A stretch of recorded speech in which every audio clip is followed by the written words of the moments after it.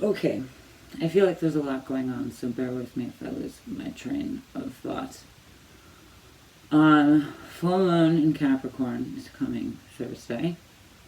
Um, and like most of the planets and their fucking mothers are in retrograde. Except Mercury is coming out of retrograde. Yay. And Jupiter is going into retrograde. Way. And like just looking at it, it's very much like this oblong kind of projected trine kind of situation with the sun and the moon and like Saturn, Jupiter shit going on. And how bold it is or close it is very much this like reciprocal catching of the wave and projecting it where it needs to be. Or where we want it to be, or where the collective also projects it to be. There's a lot going on, and it feels like a lot of back and forth, almost like anticipating chess moves. And also kind of like they're dancing together right now. That's what this ebbing and flowing in and out of retrogrades and the bursts of eclipses is very much vibing with. And also that makes me actually kind of think that would explain the intensity, the veracity behind how much the collective wants to move. Which like in a very literal sense is like how much people like really want to dance right now. And how, sparked they are to go out and what have you. And just kind of, I get it, like the wanting to move, the wanting to move through things. Like myself have been maybe jamming to a lot more complex beat or like Latin beat because it feels good, and it's a sensory input that sort of feels the vibe or like feels from the inside out or like the waist up. With that all being said, we're gonna pull some cards and see what the fuck happens. In attention to this Capricorn full moon. So I'm gonna shuffle. I did already, just to kind of clear my own shit off, and then we'll breathe. I'm not gonna look at that yet.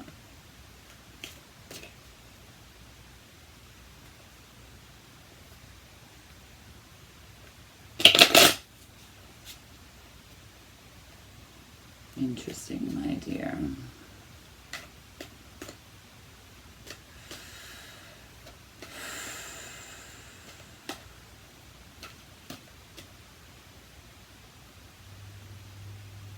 Okay.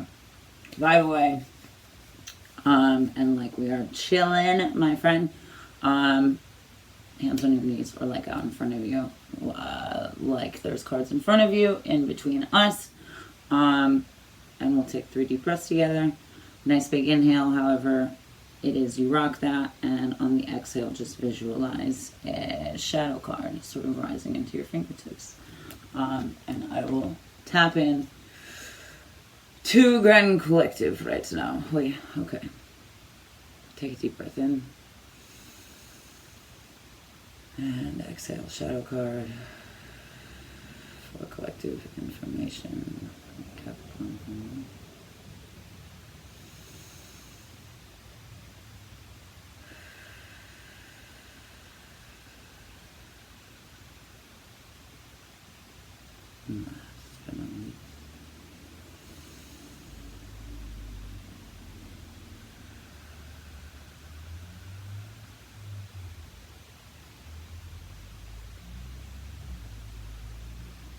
Party.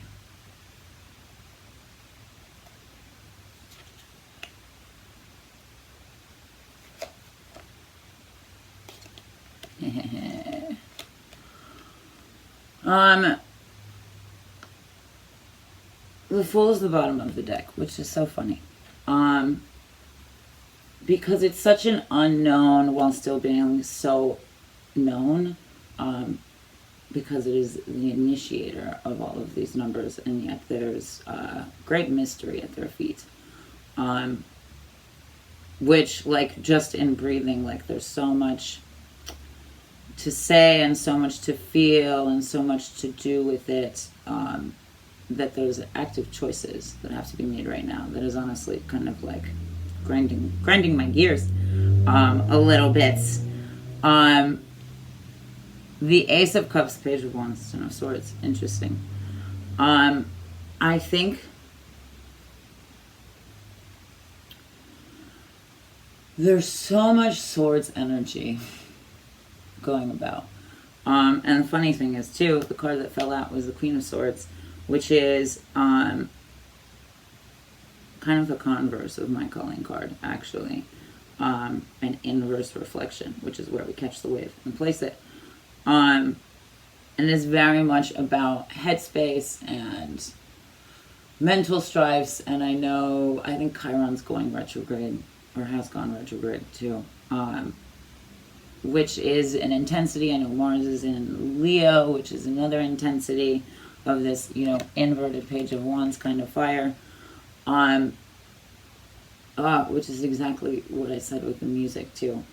To clear these things, like instinctively and intuitively, I think we know how to clear these things, or the way that our body is responding to these things, but also the unknowns of the times and zeitgeists of whatever the fuck we're in now, is a lot of worry and fear, I think, of continuing or perpetuating that cycle.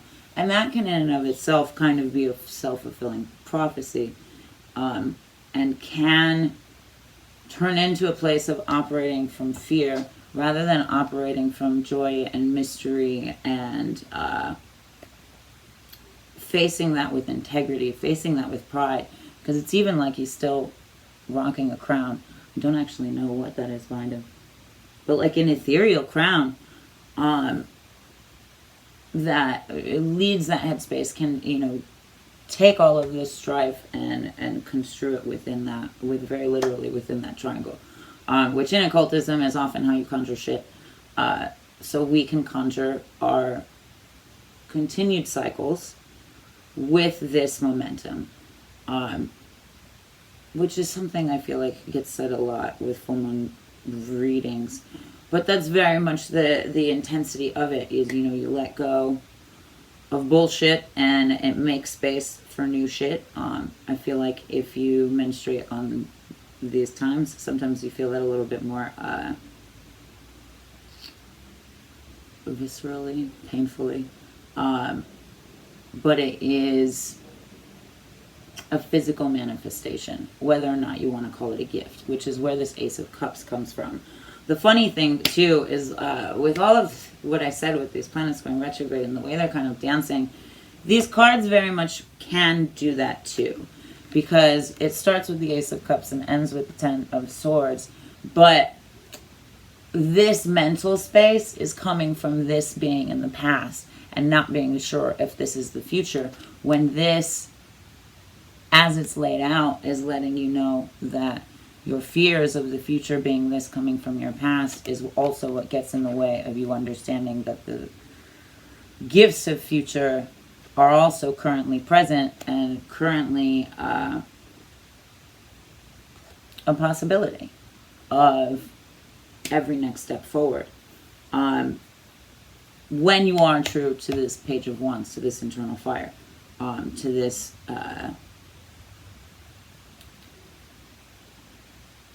sensory input response, because the way our hips absorb information is very much also the way our sensory cortex absorbs information, absorbs light, as above so below.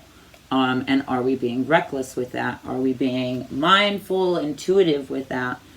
Are we paying attention to that intuitive response, or are we just no fucks given, and not trusting what we know, which is where this Queen of, I'm so sorry, love, where this Queen of Swords comes in, because she knows her shit, and it's like, I'm pretty sure that's like the largest sword of the suit, and like heaviest, like most matter, most a mass, but it's here, and it's here because she's not even at like standing with it, or at like war with it, at attention with it. She's resting with it, which in a very metaphorical sense is like, you don't have to yell to be heard, you don't have to fight to feel protected constantly. That can be very much a trauma response, and I also personally learning that, you know, as things open and the way that the world kind of shoves things upon you. Healing doesn't mean you will never have a trauma response again. It does mean that you are more aware of how it comes, like what it looks like, what it feels like, whys, how to get through it, how to deal with it, etc., etc., etc. It means that you have the tools to deal, and the tools to identify, and the tools to continue cycles of healing rather than fall out of them. It does not mean that it never exists again, but it does mean you can find rest in it, which is why she is peaceful and also radiates that energy, because she still is the eminence of protection, the eminence of wisdom, the eminence of truth and knowing. For me, the swords often reverberate this sense of like vagal nerve and spine kind of goings on as well, which is also where memory and neurological memory of experiences plays a huge part. I think, like with what I said about dancing and like chess pieces, rather than anticipating the next move, it's more about feeling into your response. It's more about empathy than it is about, oh my God, it's even more about empathy than it is about like leading and direction. And there was this really beautiful thing I saw at the MCA years ago, where it was like plotting of partners dancing to show that it wasn't about leading or following necessarily, but it was this ebbing and flowing of understanding and empathy of the opposite in the response. And that is what makes you a good dancer, or a good lover, or a good anything, a good human in life, a good person in social situations, in responding situations. Yeah. That makes me really happy. I know that's a lot to learn, and I know that sounds like a whole bag of fucking worms, but it nourishes the ground, which is also why she lays in beauty, stands, sits, whatever, in beauty and in purity, and like clears the smog. So at the gist, I guess the gist of the Queen of Swords is like trusting what you've learned to this point, and trusting that you've also been able to get the positive from it. Believe that you can get anything that you want, and I'm sure it'll surprise you. With that being said, let's see. There's a lot of earth and a lot of air and emotional energy, i.e. water. There's a lot of elements. The light is center point. I feel like if you're feeling the need to let go of something, do it in a very literal or like visceral kind of response. Clearing in a somatic way, in a physical way. Whether that's fucking jamming and like rocking out and dancing, because it is a very breath intuitive thing as well. Use that to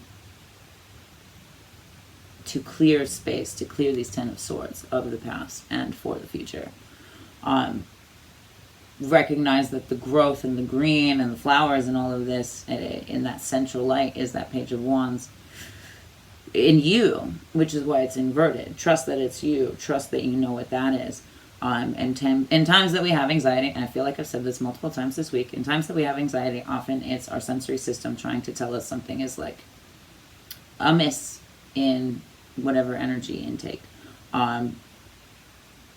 It manifests very differently for different people. It does not differentiate right or wrong, but it does differentiate what is true to you and what uplifts you or brings you down, which doesn't make anything right or wrong. It just makes it a different part of the momentum. And now's a beautiful time to clarify that relationship in yourself and with anything that you find yourself connecting to.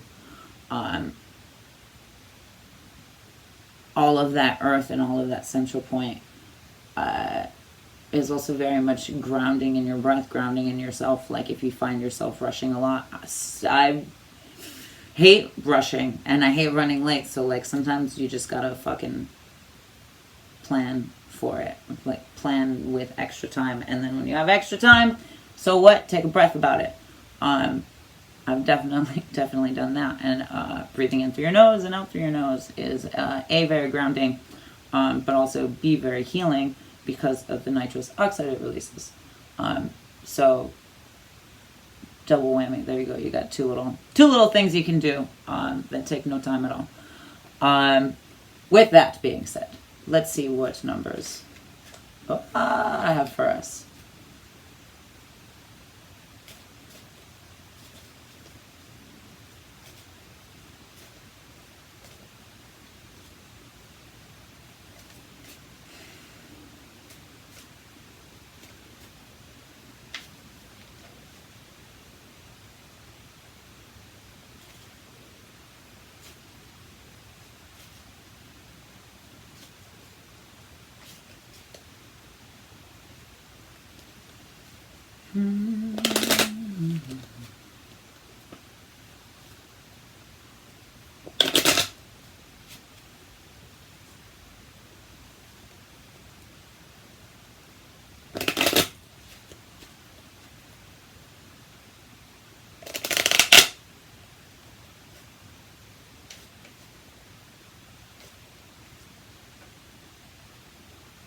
Let's see.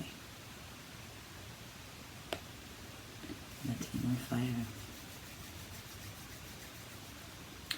Alright, just like we breathed, is that a word? Just like we were breathing before. Just place your hands out like we're hanging out. And like there's cards in between us. Take a deep breath in, and on your exhale, imagine a shadow card rising into your fingers. Take a deep breath in. And exhale, shadow card. Collective intuition.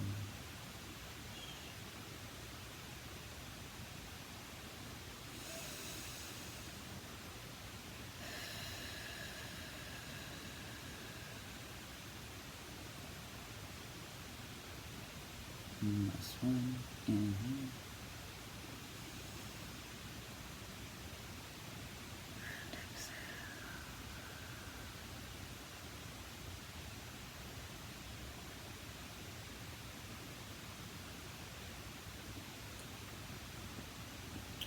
That was very interesting.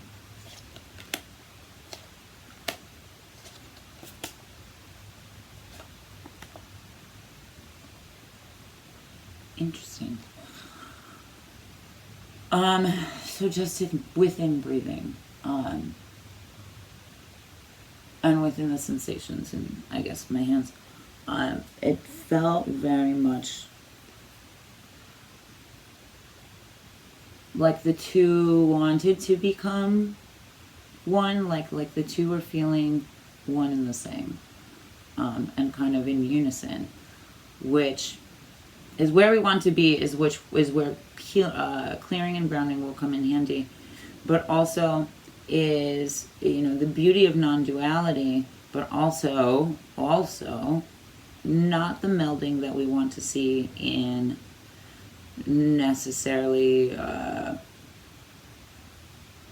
all relationships. Like I don't mean melding as in like to become one. In that sense, that can become very dependent, very codependent.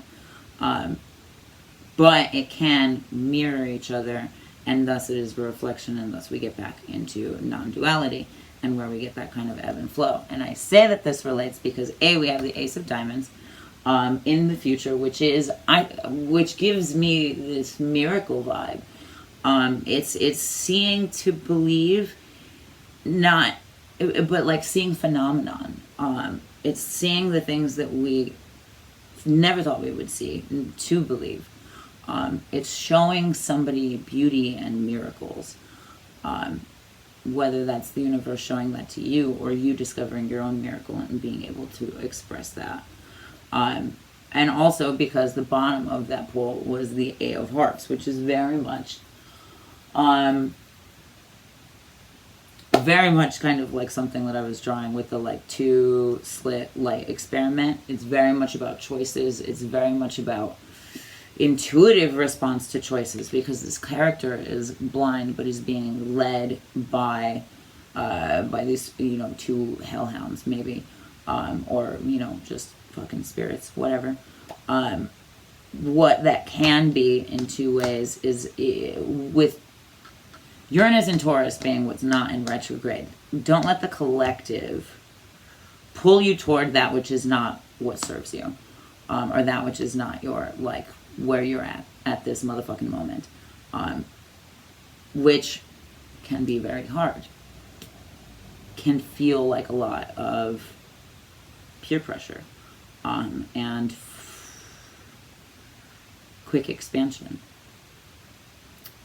But conversely, when we tune out of that and close our eyes and trust our inner fire and have made room to clearly acknowledge trauma responses, can allow our intuition and our spiritual guides to pull us closer to that which is for us. And this is often where a lot of people also like see synchronicities and what have you, or signs for this and that.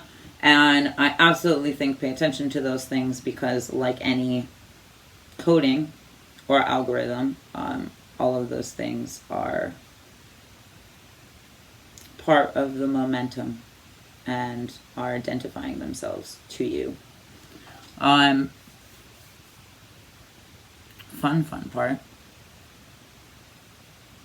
Oh, excuse me.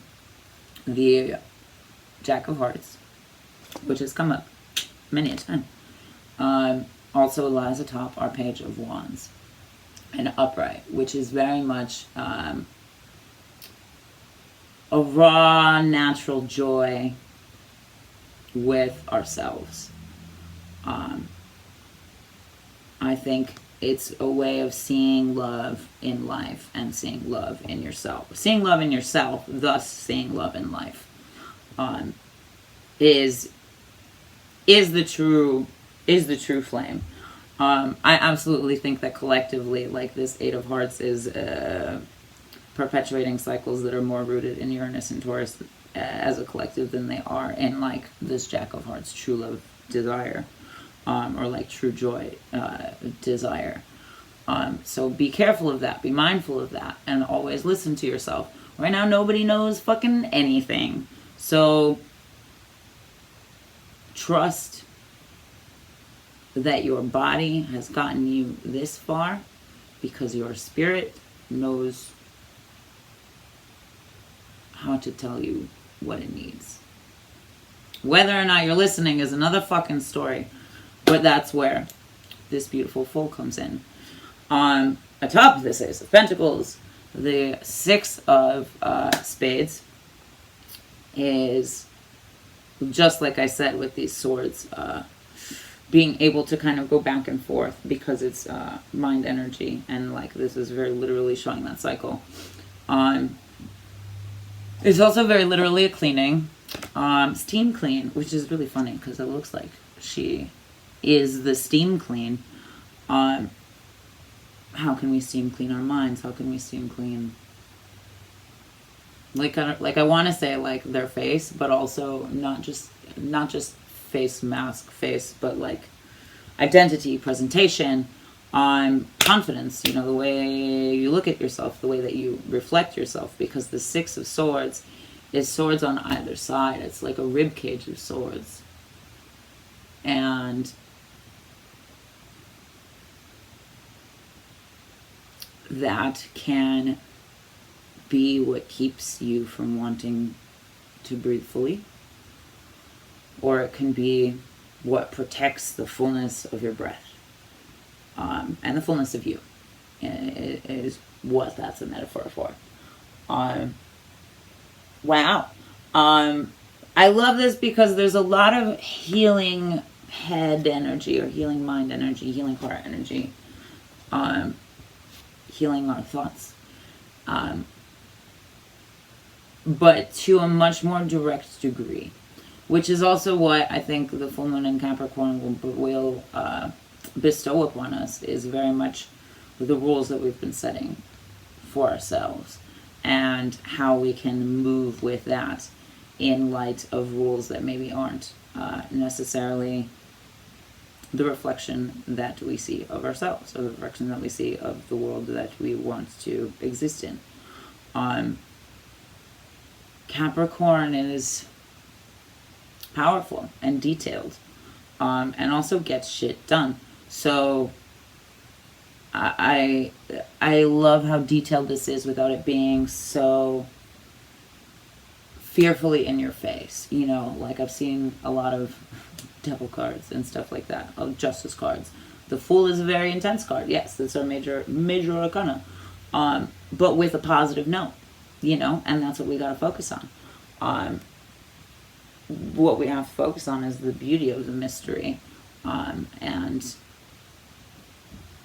how much fun it is to practice imagining how much more you can love yourself, and how much more love you always have to give, and how much more you can see yourself, and how much more that will reflect in the world, in the most positive light. And I say that because while things are very intense, the frequency of love and the vibration of those who live their love and their integrity helps to retune the frequency of those still trying to find that. It draws the light,